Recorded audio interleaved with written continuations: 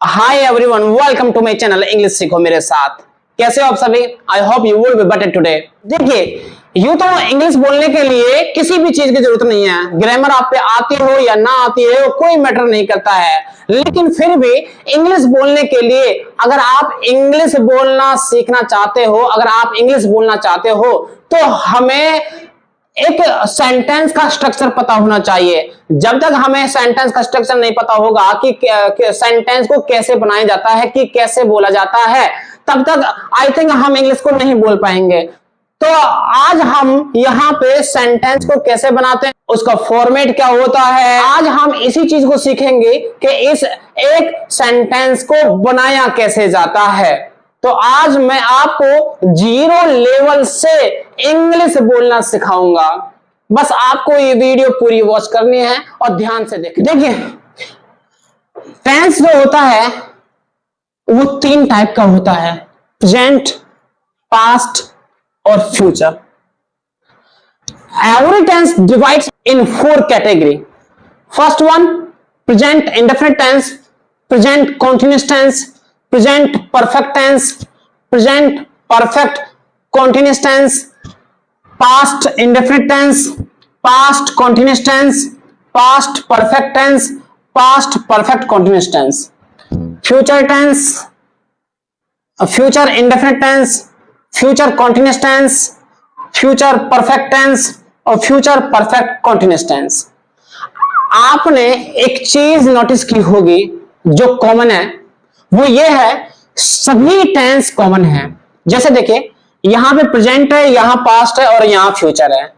यहां पे present indefinite tense था, यहां पे पास्ट इंडेफिनिट टेंस है और यहां पे फ्यूचर इंडेफिनिट टेंस है। कॉमन है यहां पे इंडेफिनिट टेंस, इंडेफिनिट टेंस और इंडेफिनिट टेंस।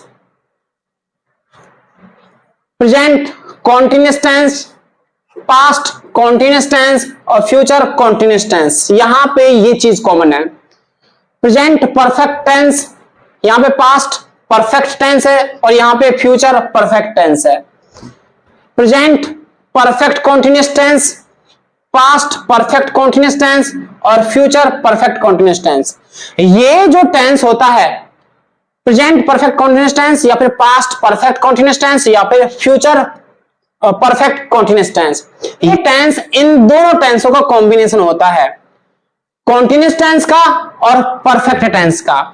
परफेक्ट टेंस और continuous tense, present perfect continuous tense, past perfect continuous tense, future perfect continuous tense, ये इन दोनों टेंसों का कॉम्बिनेशन है। आई थिंक आपको यहां तक चीजें समझ में आ गई होंगी। चलिए अब आगे चलते हैं, एक एक करके हम इन टेंसों को समझते हैं। चलिए चलते हैं आगे। चलिए चलते हैं हम प्रेजेंट इंडेफिनिट टेंस पर। ये प्रेजेंट इंडेफिनिट टेंस कहता क्या है, उस चीज को समझते हैं। सबसे पहले हमें थोड़ी सी जानकारी होनी चाहिए, सबसे पहले हमें जानकारी होनी चाहिए प्रेजेंट इंडेफिनिट टेंस के बारे में, कि प्रेजेंट इंडेफिनिट टेंस कहता क्या है। चलिए सीखते हैं। प्रेजेंट इंडेफिनिट टेंस कहता है, इसकी जो पहचान है, इसको जो पहचानने का तरीका है वो ये है कि जिन वाक्यों के अंत में, वाक्य मतलब सेंटेंसेस, जिन सेंटेंसेस के अंत में लास्ट में ता है, ते है, ती है, ताहू, ये आदि शब्द आ जाएं। अगर किसी सेंटेंस के लास्ट में ता है, ते है, ती है और ताहू ये शब्द आते हैं तो समझ लेना कि वो सेंटेंस आपका, वो टेंस आपका प्रेजेंट इंडेफिनिट टेंस होगा। वो जो सेंटेंस होगा आपका, वो सेंटेंस प्रेजेंट इंडेफिनिट टेंस का हिस्सा होगा। ता है, ते है, ती है या फिर ताहू, ये सारी चीजें आ जाएं, ता है, ते है, ती है और ताहू ये शब्द आ जाएं, आदि चीज आ जाएं तो समझ लेना वो टेंस आपका प्रेजेंट इंडेफिनिट टेंस होगा। अब आगे चलिए, जैसे एग्जांपल देखते हैं हम। एग्जांपल, मैं खाना खाता हूं, मैं खाना खाता हूं। सेंटेंस के लास्ट में देखिए खाता, ताहू, सेंटेंस के लास्ट में आ गया ताहू, ताहू, ता है, ते है, ती है, ताहू, सेंटेंस के लास्ट में आ गया ताहू। मैं खाना खाता, ता हूं, मैं खाना खाता हूं।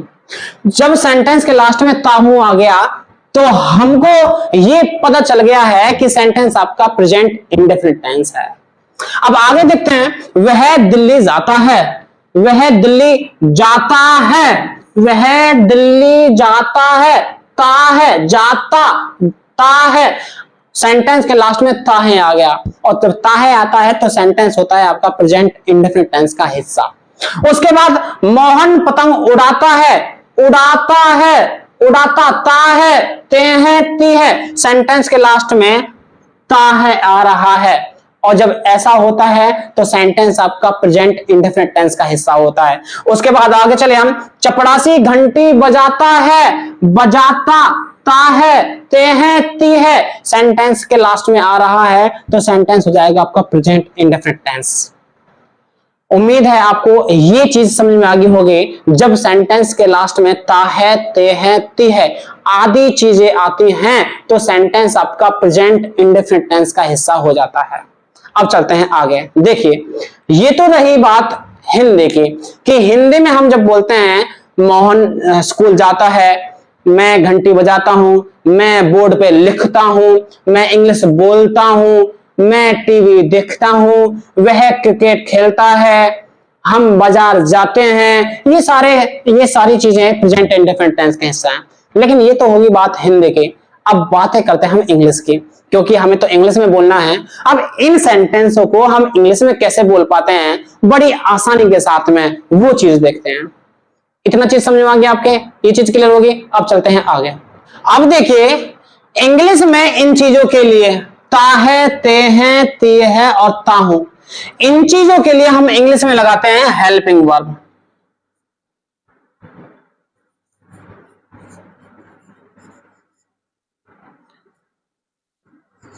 इंग्लिश में हम इन चीजों के लिए लगाते हैं हेल्पिंग वर्ब।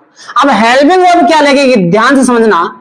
या तो वर्ब की फर्स्ट फॉर्म लगेगी, इन चीजों के लिए ता है, ते है, ती है, ता हूं, इन चीजों के लिए हम इंग्लिश में या तो लगाएंगे वर्ब की फर्स्ट फॉर्म, या फिर लगाएंगे हम वर्ब की फर्स्ट फॉर्म के साथ में एस या ईएस।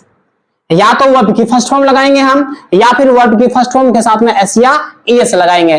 देखिए, या फिर लगती है डू, डज प्लस वर्ब की फर्स्ट फॉर्म। लेकिन ध्यान देना, अभी हमें बस ये चीज समझनी है कि ता है, उसकी हमें अभी बात नहीं करनी है, अभी हमें बातें करनी बस इसके। देखिए क्या कहता है, ये कहता है पहचान है ये जिन वाक्यों के अंत में ता है, ते है, ती है, ता हूं आदि शब्द आ जाएं तो वह प्रेजेंट इंडेफिनिट टेंस होता है। ये तो बात रही, जैसे मोहन स्कूल जाता है, हम क्रिकेट खेलते हैं, मैं जापान जाता हूं, पापा मुझे पीटते हैं, मम्मी मुझे बुलाती है, वह पतंग उड़ाता है, माली पौधों को पानी देता है, वह पौधों को काटता है, वह पेड़ों को काटता है। ये सारी चीजें तो हो जाएंगी आपके प्रेजेंट इंडेफिनिट टेंस। लेकिन इन चीजों के लिए हम इंग्लिश में लगाते हैं वर्ब। क्या लगाते हैं, हेल्पिंग वर्ब या फिर मेन वर्ब। अब इनके लिए ता है, ते है, ती है, ताहू के लिए हम इंग्लिश में लगाते हैं वर्ब की फर्स्ट फॉर्म, या फिर वर्ब की फर्स्ट फॉर्म के साथ में एस या ईएस। या तो लगाएंगे हम वर्ब की फर्स्ट फॉर्म, या फिर लगाएंगे हम वर्ब की फर्स्ट फॉर्म के साथ में एस या ईएस। अब देखिए कैसे क्या कुछ करते हैं। एक चीज ध्यान देना, अगर आपकी वर्ब, एक चीज समझना थोड़ा सा यहां पे, कि जो वर्ब होती है,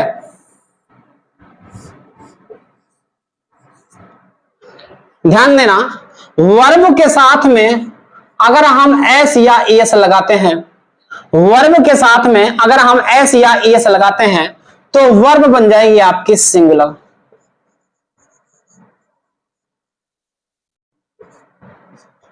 वर्ब के साथ में अगर हम एस या ईएस लगाते हैं यहां पे ध्यान देना, वर्ब की फर्स्ट फॉर्म में इसके साथ में एस या ईएस लगेगा। इसका मतलब ये वर्ब है, वर्ब के साथ में एस या ईएस लगाने से वर्ब क्या बन जाती है, सिंगुलर बन जाती है। और सिंगुलर हम बोलते हैं एक वचन को। किसको बोलते हैं सिंगुलर? एक वचन को। और एक वचन वो होता है जो केवल और केवल एक ही चीज के लिए यूज होती है। अगर एक है तो वो सिंगुलर है, अगर एक से ज्यादा है तो वो प्लूरल है। ध्यान देना, अगर वर्ब के साथ में हम एस या एस लगाएंगे तो वर्ब बन जाएगी आपकी सिंगुलर। इसका मतलब इस वर्ब के साथ में एस या एस लग रहा है, इसका मतलब ये वर्ब आपकी क्या हो जाएगी, सिंगुलर हो जाएगी। जब ये वर्ब सिंगुलर है तो ये वर्ब क्या हो जाएगी, ये वर्ब हो जाएगी आपकी प्लूरल। क्योंकि वर्ब जो होती हैं वो दो तरह की होती हैं, सिंगुलर और प्लूरल। वर्ब आपकी दो तरह की होती हैं, सिंगुलर और प्लूरल। सिंगुलर और प्लूरल। अगर वर्ब के साथ में हम एस या एस लगा रहे हैं तो वर्ब बन जाएगी सिंगुलर, अगर वर्ब के साथ में एस या एस नहीं है तो वर्ब हो जाएगी आपकी प्लूरल। इतनी चीज समझ में आ गई। अब चलते हैं हम आगे। अब ध्यान देना, ये तो रही बात वर्ब की। अब क्या कहता है, सुनिए ध्यान से। ये कहता है अब कौन सी, हमें ये बात पता होनी चाहिए कि कौन सी वर्ब के साथ में हम एस लगाते हैं और कौन सी वर्ब के साथ में हम एस लगाते हैं, ये चीज समझ में आनी चाहिए। चलिए देखिए, अगर आपकी वर्ब लास्ट हो रही हो, अगर आपकी वर्ब के लास्ट में ओ आ जाए, एक्स आ जाए, एस आ जाए, एस एच आ जाए या फिर जेड आ जाए, ओ एक्स आ जाए, एस आ जाए, एस एच आ जाए और जेड आ जाए, अगर आपके वर्ब के लास्ट में ये चीज आती हैं तो हम, अगर वर्ब के लास्ट में ये चीज आ रही हैं तो हम उस वर्ब को सिंगुलर बनाने के लिए हम लगा देंगे ईएस। एस या ईएस में से कोई एक लगेगी, या तो एस लगेगी या फिर ईएस लगेगी। अगर वर्ब के लास्ट में ओ आ जाए, एक्स आ जाए, एस आ जाए, एस एच आ जाए और जेड आ जाए तो हम लगा देंगे ईएस। वर्ब को सिंगुलर बनाने के लिए हम लगा देंगे ईएस, अदरवाइज हम लगा देंगे एस। अगर वर्ब के लास्ट में इनमें से कुछ भी ना हो तो वर्ब को सिंगुलर बनाने के लिए हम लगा देंगे एस। अदरवाइज ना तो एस लगा रहे हैं, ना तो एस लगा रहे हैं हम और नहीं एस लगा रहे हैं, इसका मतलब क्या है कि वर्ब आपकी क्या हो जाएगी, प्लूरल हो जाएगी। अब देखिए ध्यान से, मैंने बोला एक वर्ब है गो, वर्ब है आपकी गो। इस वर्ब को सिंगुलर बनाने के लिए हम इसके साथ में या तो एस लगाएंगे या फिर एस लगाएंगे। अब ध्यान देना कि जो ये वर्ब है गो, इस वर्ब के लास्ट में क्या आ रहा है, ओ आ रहा है। और मैंने बोला था अगर वर्ब के लास्ट में ओ आ जाए, एक्स आ जाए, एस आ जाए, एस एच आ जाए, जेड आ जाए तो हम उस वर्ब को सिंगुलर बनाने के लिए हम क्या लगा देंगे, ई एस लगाते हैं। तो इस वर्ब के लास्ट में आ रहा है गो, तो इस वर्ब को सिंगुलर बनाने के लिए हम इसके साथ क्या जोड़ देंगे, ईएस जोड़ देंगे और क्या बन जाएगा, गोज। क्या बन जाएगा, गोज। अब ये वर्ब आपकी सिंगुलर है और जैसे ही मैंने इस ईएस को हटा दिया अब ये वर्ब आपकी रह जाएगी प्लूरल। कौन सी वर्ब बन जाएगी, प्लूरल। अगर एस या ईएस लग रहा है वर्ब के साथ में तो वर्ब है आपके सिंगुलर, अगर एस या ईएस को हम जैसे हटा देंगे तो अब आपकी वर्ब है प्लूरल। वर्ब होती है दो तरह की, एक तो सिंगुलर और एक होती है प्लूरल। सिंगुलर हम वर्ब के साथ, सिंगुलर अगर वर्ब को बनाना है तो उसके साथ में जोड़ देंगे हम एस या ईएस, अगर वर्ब को प्लूरल बनाना है तो उसके साथ में से हम एस और ईएस को हटा देते हैं। क्लियर होगी। अब चलते हैं हम आगे। चलिए चलते हैं हम अफर्मेटिव सेंटेंस पर। ये अफर्मेटिव सेंटेंस कहता क्या है, सबसे पहले देखेंगे हम कि जो सेंटेंस होते हैं वो 5 टाइप के होते हैं। जो सेंटेंस होते हैं आपके वो 5 टाइप के होते हैं। उन्हीं में से जो एक टाइप है, जो पहला टाइप होता है वो होता है अफर्मेटिव सेंटेंस। अफर्मेटिव सेंटेंस बोल देना या फिर सिंपल सेंटेंस बोल देना, बात सेम है। सबसे पहले हम चलते हैं सिंपल सेंटेंस पर, मतलब अफर्मेटिव सेंटेंस पर। अब अफर्मेटिव सेंटेंस को बनाते कैसे हैं, सिंपल सेंटेंस को हम बनाते कैसे हैं वो तरीका सीखिए। देखिए, एक सेंटेंस को बनाने के लिए मिनिमम 3 चीजें चाहिए होती हैं। सुनना थोड़ा सा ध्यान से, सेंटेंस को बनाने का तरीका बता रहा हूं। कि एक सेंटेंस को हम बनाते कैसे हैं। जब तक हमें सेंटेंस को बनाने का तरीका नहीं आएगा, हम इंग्लिश कैसे बोलेंगे, हम इंग्लिश बोल ही नहीं पाएंगे। इसलिए सेंटेंस को बनाने का तरीका पता होना चाहिए। एक सेंटेंस को बनाने के लिए मिनिमम 3 चीजें चाहिए और मैक्सिमम चाहिए 4 चीजें। 3 चीजें कौन कौन सी हैं, ध्यान से सुनना। एक तो होता है उनमें से सब्जेक्ट और एक होता है ऑब्जेक्ट। एक तो होता है सब्जेक्ट और एक होता है ऑब्जेक्ट। अब एक चीज ध्यान से सुनना, ये जो सब्जेक्ट और ऑब्जेक्ट है, इन दोनों में आज तक बनी नहीं है, इन दोनों में आज तक नहीं बनी। सब्जेक्ट और ऑब्जेक्ट आपस में ऐसे समझ लेना कि आपस में एक दूसरे के बहुत ही बड़े दुश्मन हैं। सब्जेक्ट होता है इस कॉर्नर पर और ऑब्जेक्ट होता है इस कॉर्नर पर। सब्जेक्ट आगे होता है सेंटेंस में और ऑब्जेक्ट सेंटेंस में लास्ट में होता है। ये दोनों इतने बड़े दुश्मन हैं कि आपस में कभी भी साथ साथ नहीं आए हैं।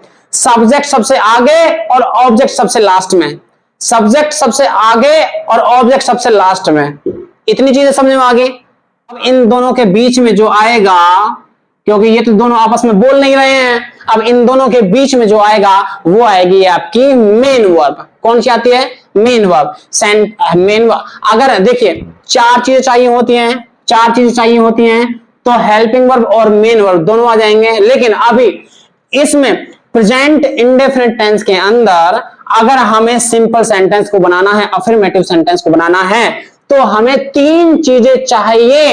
एक तो सब्जेक्ट और एक हो गया ऑब्जेक्ट, और बीच में इन दोनों के बीच में आएगी ता है, ते हैं, ती हैं और ता हूं। उन चीजों के लिए मैंने अभी बताया था वर्ब की फर्स्ट फॉर्म या फिर वर्ब की फर्स्ट फॉर्म के साथ में एस या ईएस। इन दोनों के बीच में आ जाएगी या तो वर्ब की फर्स्ट फॉर्म या फिर हम लगाएंगे वर्ब की फर्स्ट फॉर्म के साथ में एस या फिर ईएस। बस इतनी सी चीजें का हमें पता होना चाहिए। सब्जेक्ट आगे होता है, ऑब्जेक्ट लास्ट में होता है। इन दोनों के आपस में कभी बनी नहीं है और इन दोनों के बीच में आ जाएगा आपकी वर्ब, वर्ब की फर्स्ट फॉर्म या फिर वर्ब की फर्स्ट फॉर्म के साथ में एस या ईएस। अब एक चीज ध्यान देना, यहां पे हमारे पास में 2 ऑप्शन है।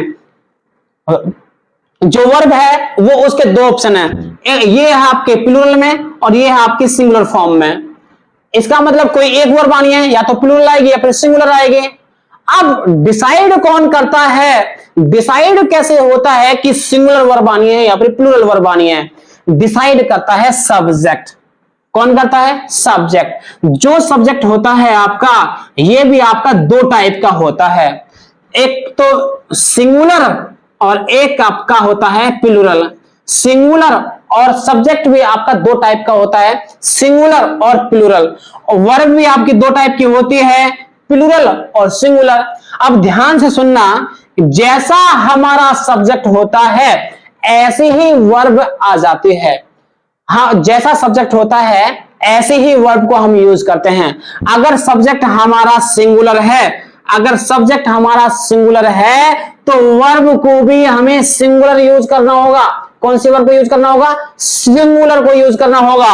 अगर सब्जेक्ट हमारा प्लूरल है तो जो वर्ब होती है हमारी प्लूरल, इसको ही यूज करना होता है। जैसा सब्जेक्ट होगा ऐसी ही वर्ब आ जाती है। अगर सब्जेक्ट सिंगुलर है तो वर्ब भी सिंगुलर यूज होगी, अगर सब्जेक्ट आपका प्लूरल है तो वर्ब भी प्लूरल यूज हो जाएगी। उसके बाद है ऑब्जेक्ट। इतना चीज क्लियर हो गई। अब चलते हैं कि सब्जेक्ट क्या होता है और ऑब्जेक्ट क्या होता है। जब तक हमें ये चीज पता नहीं होंगी कि सब्जेक्ट क्या होता है और ऑब्जेक्ट क्या होता है, आई थिंक हम फिर भी सेंटेंस को बना नहीं पाएंगे। देखिए सब्जेक्ट, देखिए सब्जेक्ट क्या होता है। सब्जेक्ट हम उसे कहते हैं जो आदमी, सुना ध्यान से, जो आदमी जिस काम को करता है, जो आदमी जिस काम को करता है वो आदमी हो जाएगा आपका सब्जेक्ट। मैं लिखता हूं, लिखने का काम कौन कर रहा है, मैं कर रहा हूं, मैं हो जाऊंगा सब्जेक्ट। मोहन चाय बना रहा है, चाय बनाने का काम कौन कर रहा है, मोहन कर रहा है, तो मोहन हो जाएगा सब्जेक्ट। वह पतंग उड़ाता है, पतंग कौन उड़ा रहा है, वह उड़ा रहा है, तो वह हो जाएगा आपका सब्जेक्ट। सीता डांस करती है, डांस करने का काम कौन करता है, कर रहा है, यहां पे सीता कर रही है, तो सीता हो जाएगा सब्जेक्ट। क्लियर हो गया। अब ऑब्जेक्ट क्या होता है, ऑब्जेक्ट ध्यान देना, ऑब्जेक्ट होता है कोई भी वस्तु। अगर कोई वस्तु है या फिर कोई चीज है, उसको हम बोलते हैं ऑब्जेक्ट। कोई भी वस्तु है, जैसे ध्यान से सुनना, मैं पेन से लिखता हूं, तो इस सेंटेंस में वस्तु क्या है? पेन है, तो पेन हो जाएगा आपका ऑब्जेक्ट। वह कुर्सी पर बैठता है, वह कुर्सी पर बैठता है, इस सेंटेंस में वस्तु क्या है? कुर्सी है, तो कुर्सी हो जाएगा आपका ऑब्जेक्ट, जो सबसे लास्ट में आएगा। ठीक है। मैं टीवी देखता हूं, वस्तु क्या है? टीवी है सेंटेंस में, तो टीवी हो जाएगा ऑब्जेक्ट। आई होप आपको सब्जेक्ट भी समझ में आ गया होगा और ऑब्जेक्ट भी समझ में आ गया होगा।